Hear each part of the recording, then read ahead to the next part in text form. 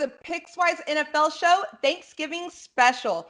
First and foremost, before we get into it, I just want to be sure to let you guys know, the audience, that we are so thankful and grateful for your viewership, tuning in with us each and every week, making this show special, helping it grow. Your likes, your shares, your subscriptions, your comments via YouTube, Spotify, and even on all of our social media platforms. You guys are what helps the show grow, and we are just so thankful for you. Thank you so much. Based on our current trajectory, by the way, this show is getting bigger and bigger each week, and we are in store for some really big things. Got big guests, big names. Hopefully we're going to make you some big money along the way. So thank you so much. I got two other guys here with me today that I am also very thankful for. I have my lovely co-host, Coach Jeff Reinebold, and then now he's just become a regular part of the Pickswise family. He loved being on our show so much earlier in the season. Sean Salisbury is now doing big things for Pickswise. Sean, Jeff, how are y'all doing? Doing great. Happy Thanksgiving. Happy Thanksgiving. Great to be on with two of my favorite people. And next time Ohio State better hold a 35-7 lead, or I'm going to go ballistic, right? No, it's great. It's great to be on with you. Yeah, good for Indiana. It's great to be with you guys. Happy Thanksgiving. It's my favorite time of the year, so it's great to be with you guys. All right, so I just got to ask, Jeff, how do you spend Thanksgiving in Hawaii? What is that like? Because everywhere else, on the mainland, it's getting a little chilly outside, leaves are falling, everything's changing. Unless you live in Houston, it just stays the same. But Jeff, what is it like doing Thanksgiving in Hawaii? It's awesome. You get a chance to go to the beach if you want to go to the beach, and because our weather, it's cool in the evenings now. It's 71 at night, and it's about 83 of the trade winds during the day, so it's the perfect time of year. And the best thing is, Rachel, the football games come on at 8:30 in the morning, so you can get your football before your turkey. That sounds fantastic. Sean, what are you doing? What are you doing for Thanksgiving? Well, this is my favorite holiday. My dad used to love this, and it's one of those reasons why, Jeff, I'm jealous of you that you get to be there, brother. One of these times we're going to be doing the show shoulder to shoulder, side by side on your island, my man. I love you. It's great to be all on. Three of it. That's exactly right. This has been my favorite memories of Thanksgiving. Turkey bowl, physical, out on the football field, tackle football. But the wake up, the early morning, I'm a Macy's Day Parade fanatic, and I know COVID year is a little different. We always had hors d'oeuvres, and the tradition continues in my family, and it always did with my kids, and still now. And that's about 11 o'clock. We watch all the football, the turkey. I mean, it is, to me, because there's no gifts involved. The only gift is you get to share time. You don't feel guilty about getting somebody a bad sweater too small or something. So I love it. We got football all day, and then we go to the weekend, and it's football again. And to me, sitting around telling stories, eating the great food, having a cold drink, and watching football, I absolutely love it. So our tradition is just we have every single year it's the same thing, from turkey and stuffing and mashed potatoes and gravy and hors d'oeuvres. And I can go one by one. I don't want to bore you with the details, but I'm so obsessive compulsive. That's continued on for years into my family. Best holiday on the planet is this one, and I'm glad to share a part of it with you guys. So thank you. We're so glad to have you, Sean, as well. For me, I used to live in Georgia, and Paula Deen is an icon there. Used to eat at her restaurant quite often on Thanksgiving, but she has this saying, and I forgive me, I can't repeat it probably 100% correctly, but it was like the 5 F's of Thanksgiving, and it was like friends, family, something fried, because everything's fried, right? And football. So to me, that's just the best Thanksgiving Day treat. That and being able to eat carbs and feel guilt-free about it. But no, so we're going to get into some football today. We've got depending on who you are, some great matchups or not. I think they could be fun, though. I think they could be fun. Obviously, the Ravens and the Steelers, primetime, the end of the evening, that's going to be the key matchup that everybody's going to want to watch. So that's why they're sitting in the time slot that they're in. But you also have the Texans at the Lions, which I think could be a fun offensive shootout if Matt Stafford can get over that little thing in his thumb. And then you have Washington at Dallas, which is just a roller coaster throughout the season with this division. It's going to be something to watch. And Dallas, you know what? They put on a show last week against the Vikings. So it could actually be better than I think a lot of people I'm seeing on social media are predicting. But let's go ahead and get right into it, guys. We have the Texans, and they are favored by 3 points at Detroit with a point total set at 51 points. Now, look, the Texans, obviously, they're not very good this season. But Detroit, they ain't nothing to write home about either, okay? I picked them to make the playoffs this season. That ain't happening, so they made a liar out of me, but I digress. Watson is still having a good season despite mass chaos with the Houston Texans organization, okay? He's sixth in the NFL, averaging 288 passing yards per game. He's coming off of a 344-yard effort Sunday in a 27-20 home upset of New England. Watson's season high in passing yardage has been 359 yards. That was against Jacksonville. Makes sense. And a season low was that horrible, boring game in Cleveland. Now, Detroit, their head coach was a defensive guy in New England, right? But I can't tell, okay? Because Detroit ranks near the bottom in allowing an average of 258.4 passing yards per game. And they could be missing even a few more key members of their secondary due to injury. There's number 3 overall pick in Jeff Okudah. Now, Matt Stafford is playing through a partially torn ligament in his throwing thumb, and it showed last week. The former number 1 overall pick, he wasn't good. They got embarrassed by Charlotte. He threw for just 178 yards. Now, look, guys, this week, last week they were playing without Danny Amendola, without Kenny Golladay. But it could be trending in the direction. It's starting to look like Danny, and who I believe is one of the league's most underrated wide receivers in the game, Kenny Golladay, could return for this game against the Houston Texans. So tell me, I'll start with you, Sean, first. Who is going to suck less in this game? Who's going to take away the win? Well, you're trying to salvage here in the last part of the season. Coaches' jobs are on the line. We already know what the Texans are going to do, and same with Detroit. One of those ugly games, but the fun thing about it, if you like quarterback play, they're going to throw it now because neither team can run the ball. I mean, the Texans are putrid running the ball. They get good pass protection. And listen, this has been the story, Jeff, and you know this, Matt. Matt Stafford's been a guy, he hadn't had running game. If he doesn't play well, they usually don't have much of a chance to win. But Thanksgiving, I expect him to thrive on Thanksgiving. If I was picking the over-under, I'd take the over. I don't think either defense is going to get off the field very much now. The lesser of two evils, I think the Texans, after last week, showed a little bit against New England and played better against the run. I like the Texans in the football game. They haven't won 2 games in a row, and you mentioned Deshaun Watson. It was the best game I've seen him play, and I said this on my show, in over a year. And then I talked to the senior analyst, Steve Palazzolo from Pro Football Focus. You know what he said? He validated on my show. He said it was the highest graded game he's ever for Watson, meaning Deshaun Watson. So he's playing at an extremely high level. The record doesn't show it. But I think actually there are going to be points all over because I think there's going to be open runs after the catch and have Matt Stafford getting receivers back. So, Jeff, for me, I like the Texans in the football game. I think it's by probably 2 field goals. Neither team's very good. They're trying to salvage some ego and some pride, but they're going to play hard. And the greatest thing about Thanksgiving Day is everybody's watching you. So there is pride. I mean, you're getting watched by your peers. You don't want to, screw it up because your guys are watching instead of sharing with 7 or 8 or 9 other games. So, Jeff, I like Deshaun Watson in this one, but I tell you what, on Thanksgiving Day, never discount Matt Stafford's ability to keep a team in it. If John Madden was around, he'd say, give him the turducken leg and the trophy and all that. But I like the Texans in the game. It may not be pretty, but there will be a lot of yards, and I think there's going to be a lot of points in the game because I don't trust either defense, Jeff. Well, I wouldn't trust the Lions. You got to see if they can get 11 guys on the field because last 3 weeks they played with 10 guys on defense far too many times. But this is a game, I really believe this. Now, you're going to say I'm completely out of my mind, but this is a game that you're going to want to put your turkey leg down and watch because I agree it's not going to be great football, but it's going to be a lot of points scored. These offenses will go up and down the field. Amendola and Golladay healthy. DeAndre Swift, if he can get back off concussion protocol, that's a big thing for the Lions. Yeah. And, for the Lions, this is their game.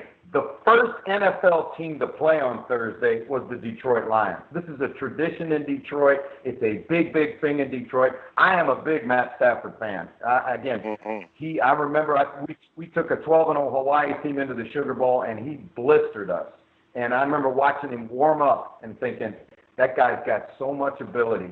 But, you know, Sean, it's almost sad to think that he's played in Detroit his whole career. Here's a guy that has as much physical talent as maybe anybody in the league, and it's really been wasted in Detroit. But I think today he'll bounce back off that miserable performance last week in Carolina. I think Watson will light him up on the other side. I don't know if they'll run the ball 6 times in the game other than Deshaun Watson. And I think it's going to be I take the over, and I'm going to say the Lions. I just really believe that the Lions will bounce back, and, you know, at home.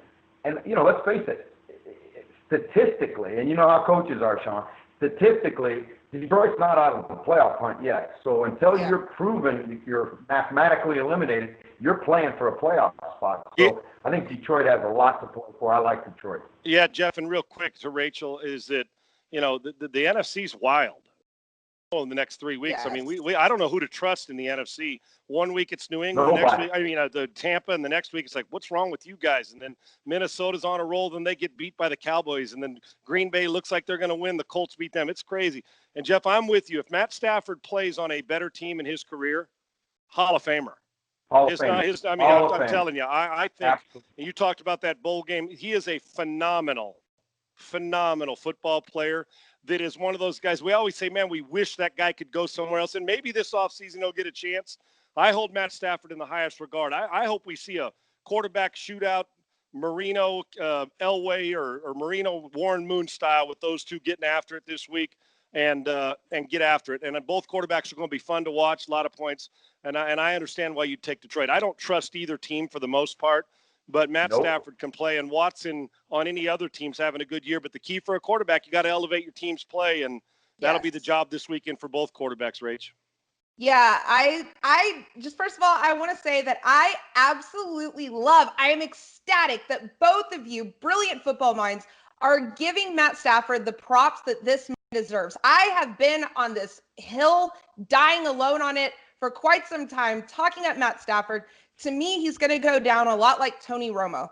One of the most talented quarterbacks to do the most with nothing. And I know they don't get to the postseason and whatnot, but he's never had an offensive line, never had a running back, never had a defense. It's been a coaching carousel. It's just, I'm so happy to see you guys giving him props. And I'll tell you this, whenever it comes down to this game, I watched what Deshaun Watson did last week, and he looked fantastic. And it's frustrating watching him every week, because I know that is inside of him and that he's capable of that. But for a lot of the season, it seems like Bill O'Brien just sucked the life out of the Texans as well as Deshaun Watson. So it was inspiring to watch the way that he played last week. But I trust Matt Stafford and this offense and his offensive tools. TJ Hawkinson, okay, good tight end. DeAndre Swift finally coming into his own.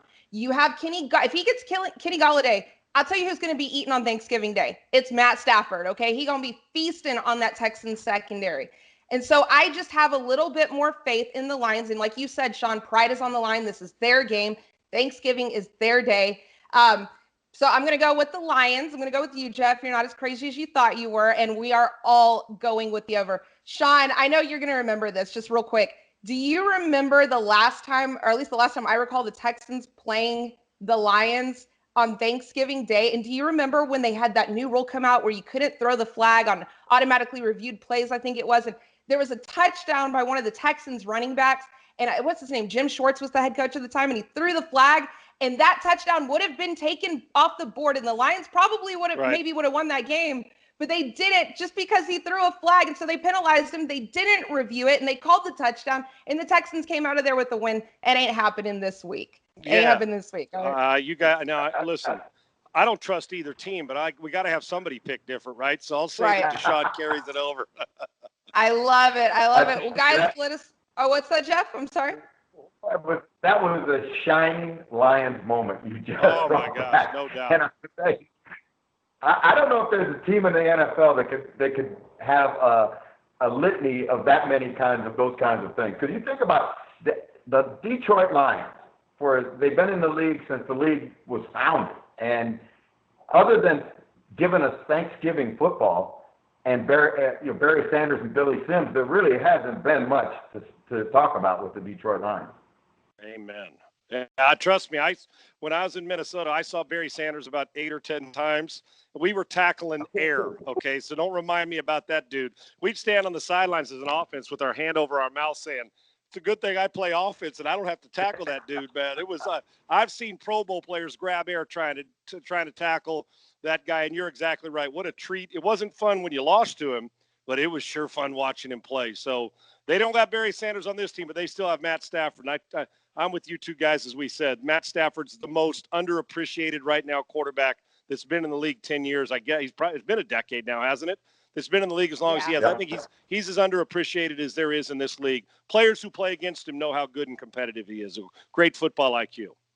Absolutely. And let me just tell you, before Pat Mahomes, I'll tell you who else was doing no-look passes and sidearm passes. That was Matthew Stafford's game. But he's in Detroit. Yeah, but he's in Detroit, so wasn't that many people watching, so they didn't know. All right, guys, we all have the over on the point total in this game. Sean went with the Texans. Jeff and I went with the Lions. See it going either way, but let us know in the comments below what you think. Do you agree with us, disagree? Is it going to be Matt Stafford, or is it going to be Deshaun Watson? Who's going to get it on this Turkey Day? All right, guys, we got Cowboys and Indians coming up in the next game of Turkey Day. It is the Washington football team at the Dallas Cowboys. The Cowboys are favored by 3 points in this game, and the point total has moved down to 46 points. Now, a little key note that producer Ben just clued me in on is that the point total between these two teams in the last 10 games, the point total has gone over in 8 of the last 10 games between these two teams. That is literally 80%. I'm not good at math, but I'm pretty sure that's 80%. And that is something worth noting. Now, something else worth noting is that DC has been such a train wreck that me and the producer cannot remember ever talking about DC at all, period, on this show. So welcome to the Pickswise NFL show, Washington football team. Okay, so somehow the Dallas Cowboys have the 6th best offense in the league. They are averaging 393.1 yards per game, while Washington is 28th at 324 yards per game. Now, look, Andy Dalton last week, he came back in and he passed for 203 yards and 3 touchdowns with an interception against Minnesota. Now, we know Minnesota's defense is nothing to write home to mom about, but still, that's very impressive compared to the last time we saw him start a game. Now, Dalton has had 8 touchdowns and 0 interceptions for a 107 passer rating in his last 4 starts on Thursdays. For the season, Andy Dalton has completed 74 of 117 passes for 655 yards and 4 touchdowns. Now, he's going to get some help from Ezekiel Elliott. He rushed for 114 yards against the Vikings, including a 103 yards rush. I'm sorry, he had 114 yards total in the game. He rushed for 103 yards and a touchdown. It was his first 100-plus yard game of the season. Now, they ranked number 1 in the number 1 ranked pass defense belongs to Washington.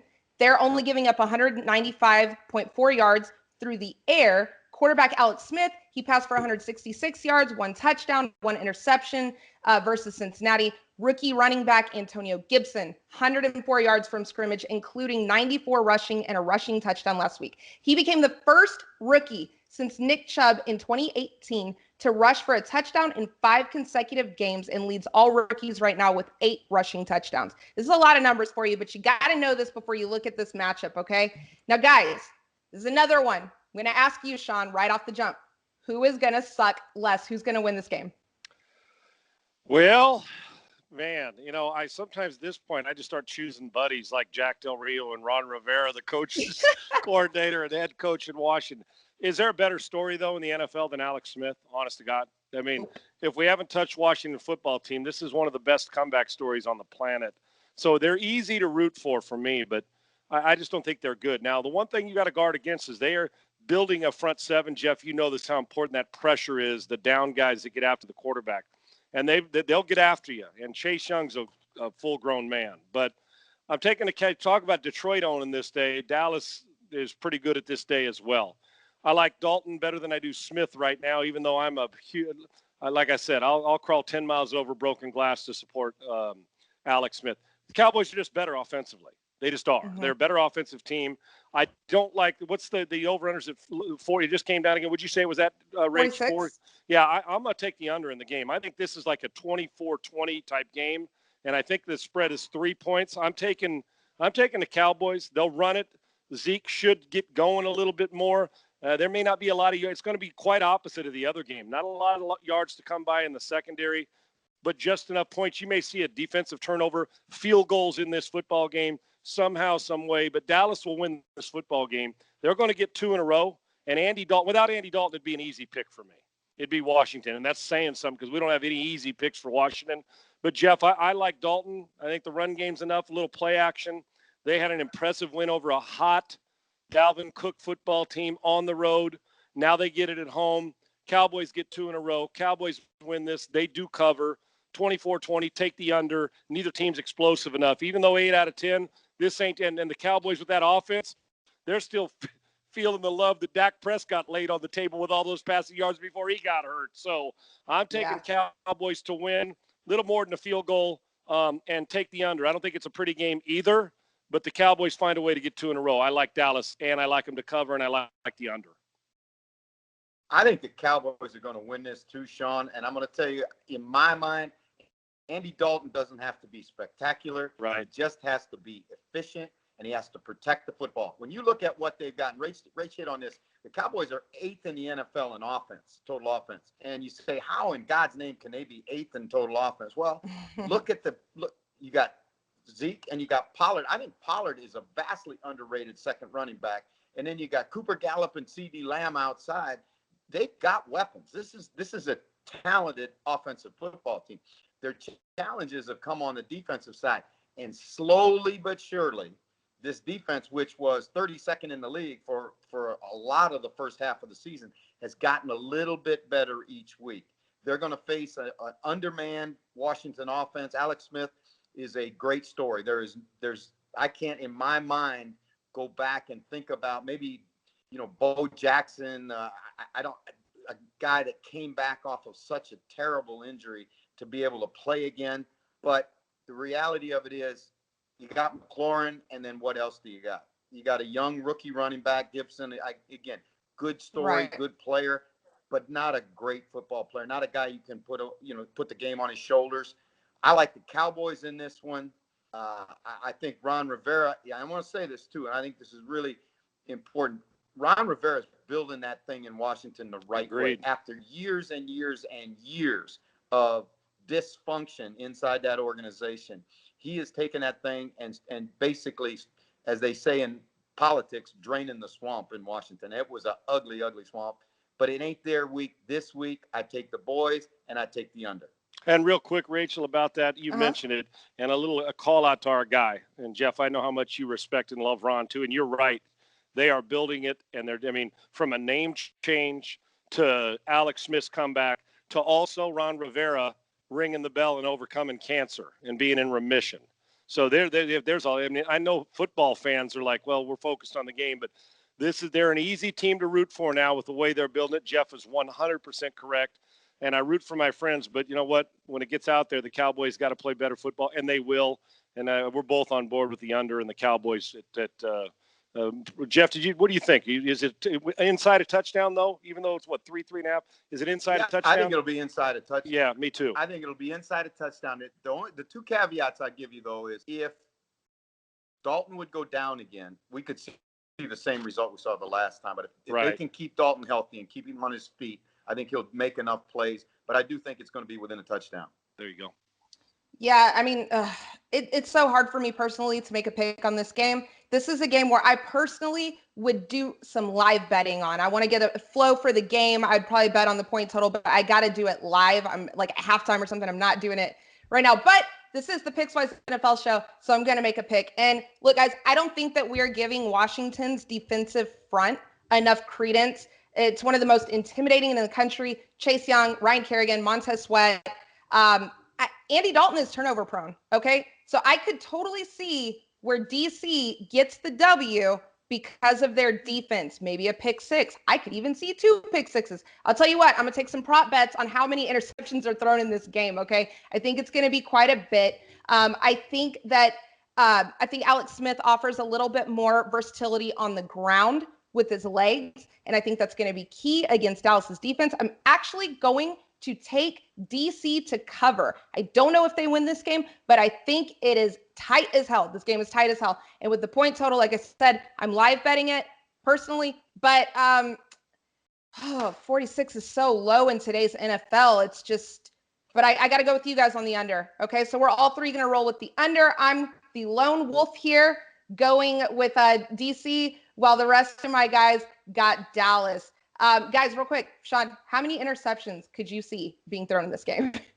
Well, the fact that I think they're probably also going to run some play action reliant. I'll take, if the over-under's 3, I'm going to take a push. How's that? Okay. I see three picks between the two of them. All right, takes a push. Jeff? I'm going to take the over. Yeah, me too. And you know what? Here's another prop bet that I would love to get is, what do you think the sack total is going to be by that? And you're right, Rach. You hit it right on the head. Chase Young is one of the most dynamic young pass rushers we've seen in the league. And then also Kerrigan, and that's a nasty crew they got up front. Bunch of first-round picks, man. Yeah. Yep. They're investing in the right position. I'd be really interested to get a prop bet on the over and under with sacks in the game, because if you could get 3 or more, I'd take the over. Oh, agreed. 3 or more. Hell yes. I'm on the over. I'm all in on that. Right to the middle of the table, brother. I'm with you on that. The sack. Matter of fact, I'd take this prop bet too. More sacks than picks in the game. Or turnovers. More sacks than turnovers in the game. Yep. Yeah, I was going to try to look up the props and give you some actual numbers on what we're talking about, but they haven't. Not a whole lot of them have came out yet on the sports book that I'm looking at, but they're definitely going to be coming in today. I guarantee it. So there you have, guys. Let us know in the comments below who's going to take the W on Turkey Day in the NFC least. Is it going to be DC or is it going to be the Cowboys? Let us know.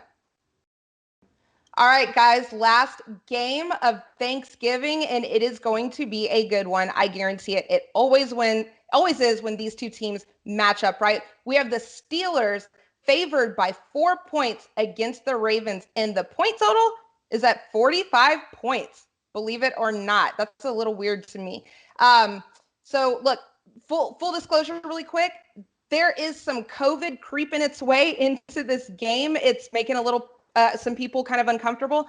There has been some COVID interaction, I guess, with somebody that has COVID with the Baltimore Ravens. So as of right now, Tuesday, when we're recording this game is still going to happen. So we're going to talk about it, okay? Look, the Steelers, they're 8-2 against the spread this year.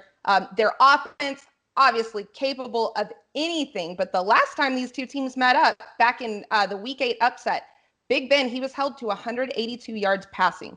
Now, look, don't get me started on Lamar Jackson. It's no secret that I think he's a little bit overrated.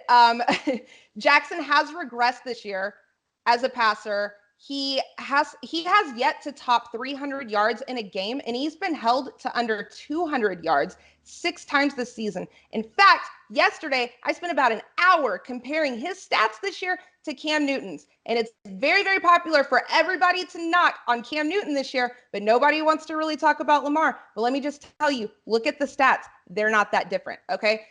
Now, in that first Steelers game that I referenced earlier, Jackson threw for 208 yards. Pittsburgh has the number 3 pass defense in the NFL, okay? They ain't playing. Now, this is all you really need to know about the passing game of the Baltimore Ravens, okay? The New York Jets, the winless New York Jets, laughable Jets, have 52 fewer passing yards this season than the Ravens do. That's all you need to know, and it's why they've lost 3 of the last 4 games. They're sitting at 6-4, and if the playoffs started today, the Baltimore Ravens would not be in the playoffs. Sean, does Lamar Jackson and company, do they get redemption? And mind you, they're not going to – well, we don't know yet, but it looks like they might not have Mark Ingram, okay? So with that being said, who wins this game? Doesn't all this point to Baltimore winning? Isn't that the way this usually works, honestly? Yes. First off, it's tough to beat a team twice in a year, especially when it's a team, this rivalry. I think the Baltimore Ravens are as well coached as any team in a league. I think the Pittsburgh Steelers, and I know people are going to say, what about Kansas City? If you're talking about complete on both sides of the ball, the record says 10-0. The Pittsburgh Steelers are the most complete team in football. If I had one defense to line up with, I'd take Pittsburgh. They run. Their safeties are nasty. They're involved in the run game. They will pressure you at quarterback. And in the past, I mean, Claypool, 10 touchdowns in 10 straight games? That hadn't happened since the Super Bowl era started. We know what Smith-Schuster, Connor can run. What's not to like about it? Everything says take Pittsburgh at home. Right. They beat them in there. It does. Everything does. But I can tell you, embarrassment and pride becomes a problem. Now, I'm picking the Steelers to win the game. I'm picking the Baltimore Ravens to lose by a field goal. I don't like 4 points in this. They're teasing me with this. And I'm going to tell you, you were embarrassed last week. The playoffs, honest to God, when you think about all the teams, the Raiders and teams that are hovering around that spot, the Miami Dolphins, you can't afford to lose. You have got to win this game. This is almost, and I hate to say this, but if you're John Harbaugh, Jeff, you got to almost preach single elimination. Lamar Jackson must play his best game. And you got to make him – if you make him one-dimensional, then we got problems because he has not played well, Rachel. And you hit it on the tee. While he's the reigning MVP, he ain't played like it. There's 10 quarterbacks who played better than he has this year. But he's dangerous. So with that in mind, I think the Steelers get to 11-0. But I actually think this is like a field goal game at the end. I think it's going to be a great football game. Lamar will play better. There's pride on the line. The Baltimore are not this bad. They should be a playoff team, but they're not playing like it. So you are what your record says. Jeff, I like Baltimore to cover. I like Pittsburgh to win. And I actually think that number is going to be close. I'm tempted to take the over in this football game because I think you're going to see some broken big plays in it. As good as the defenses are, I think we're going to be close to that number. I'm leaning towards the over, and I'm leaning towards like a 28 or 30 to 27 type game. I think we're going to get some points, even though the defenses are good. I'm taking Baltimore inside that spread because it's too obvious to take Pittsburgh this week, and there's pride on the line. Baltimore needs it more than Pittsburgh does. I'm taking Baltimore to cover. I'm going to tell you what. You know, Sean, that in pro football, history is last week. Right? Yep. But what I saw last week out of Baltimore shocked me. And it wasn't a single play in the game. It's when the Tennessee Titans walk out and stand on their logo in the middle of the stadium.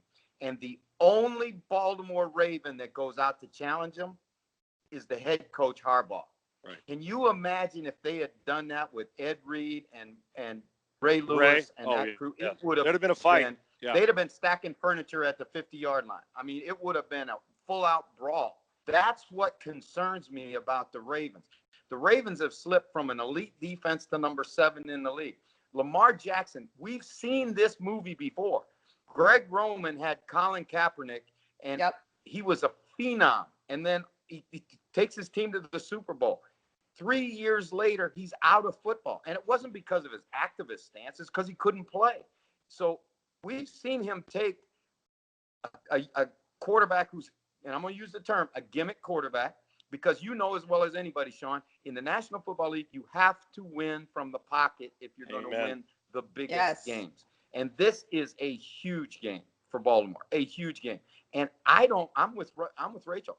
I'm not betting on a guy who all of a sudden sees zone defense and can't make a decision about where to go with the football. And that's what's happened to Lamar Jackson. Everybody was dropping in an extra player for the run. And all he saw was man looks. So one read quarterback, Jeff, right? Reads. One read quarterback. Absolutely. Well, now they don't have that dynamic a running game as they've had in the past. And now you take out the 2 top running backs for COVID-19. J.K. Dobbins gone. It's the, Gus Edwards show. And you know, they want to get on the bus with Gus. I ain't buying it. I ain't buying it at all. I think the Steelers are a complete team, like you said. I'm going to take the Steelers in this one. And you know what? I'm going to take the over because I agree with you, Sean. I think there's going to be points in this game. Yeah, I wish for the sake of argument that I disagreed with you guys more, but you guys hit the nail on the head. And it's very validating for me, okay, because you guys know football. You know football in and out. So for a person like me who's never got to play it, I just get to watch. Thank you for that. No, guys, the Steelers are going to win this game, and I'm iffy on how much, but I'm gonna just go with the Steelers money line against the spread. I mean, they've been covering, so I'm gonna roll with that, and I'm definitely rolling with the over because these are just, even though we're talking about the struggles of Lamar Jackson right now, no matter what, still a dynamic player nonetheless. And Big Ben, he's working with way too much to think that they're not going to put up points. It's going to happen. Definitely going with the over on that one. So a defensive touchdown for somebody this week. Yes. Somebody squats on an outcut. Somebody gets in the end zone on the defensive side of the ball this week. I'll tell you who it's going to be. It's going to be a Steeler, Sean, because Lamar Jackson, when you're down or down 2 running backs, it's looking like he's going to be the leading rusher on the team. Look, here's the problem with Lamar Jackson. His numbers are great when he's playing with the lead, but when he's playing from behind, watch out. It is staggering how much of a drop-off there is. And I wish I could give you the exact numbers, but I wasn't prepared to talk about that, so I don't have it in front of me. But yeah, if they get down, just a touchdown, like lights out, he's going to have to start putting the ball in the air more than he's comfortable doing, and there's going to be a turnover. So I love you for that and potentially a props bet there. Well, there you go, guys. There you have it. We are all rolling with the Steelers to win money line flat out. Sean likes the Ravens to cover, and we are all going with the over. Let us know in the comments below, and I know that you Lamar Jackson fans and Ravens fans will. Y'all are very vocal, very, very vocal, but I love it at me, okay? Leave a comment below, and we'll get back to you. All right, everybody. Now it's time for our lock of the week, the Pickswise lock of the week, where we are going to give you our best bets for the Thanksgiving holiday, and hopefully you will be feasting on some cash with our picks. All right, Sean, I'll start with you. What's your lock of the week? The over in the Texans-Detroit Lions game. Take the over, passing fancy, big-time plays, 2 quarterbacks that are going to rip it, that know that they can't win, running the football very often. They're going to put that ball on a platter for their wide receivers. Take the over in the Detroit Lions and hosting the Houston Texans. That's my play of the week. I'm going to make some money on it. All right. What you got, Jeff? I got them boys. Give me them Cowboys at home. What? Thanksgiving. Traditional game. I'm telling you. Give me those Cowboys. Now, they broke my heart before, but I'm going back in the water again. I'll take the Cowboys. Sean, let me clue you in really quick on something that Jeff said earlier this season, early on whenever we started the Pickswise NFL show. He had the greatest analogy I've ever heard regarding the Dallas Cowboys, and this is when they had Dak Prescott, and they were putting up 40 points a game, okay? He said, Jeff, let me let you tell it. Jeff, what was your analogy about the Cowboys?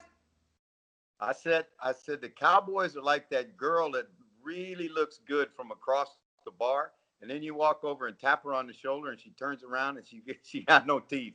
Said she's toothless. So the Dallas Cowboys with Dak are toothless, but he's going to pick them to win a game and put his name on the line here. Then they're playing. Then the Washington football team's obviously playing.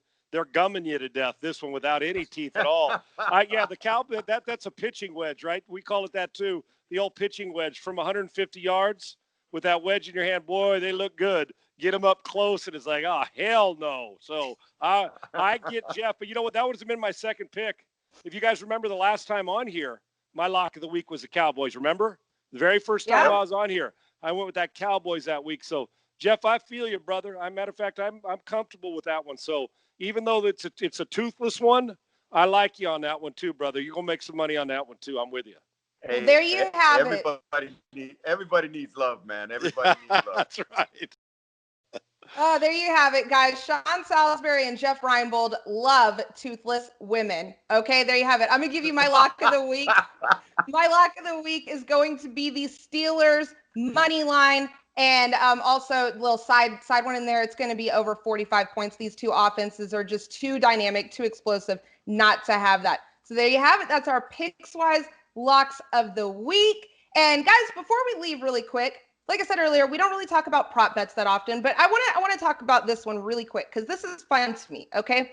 This is every year, every Thanksgiving, a lot of the major sports books, they put out a prop on who's going to be like the leading rusher out of the Thanksgiving games, the leading passer out of the Thanksgiving games, and the leading receiver of the games. And I want to talk about the leading passer because there are some fantastic, I think, are quite a few future Hall of Fame quarterbacks that are playing on this Thanksgiving day, okay? So for leading passer of the day, I want to hear what you guys think about it, okay? Deshaun Watson, he is the current odds-on favorite. He is plus 250 current favorite whenever they visit Detroit in that ugly secondary, okay? In the same game, Matthew Stafford, he is second favorite at plus 275.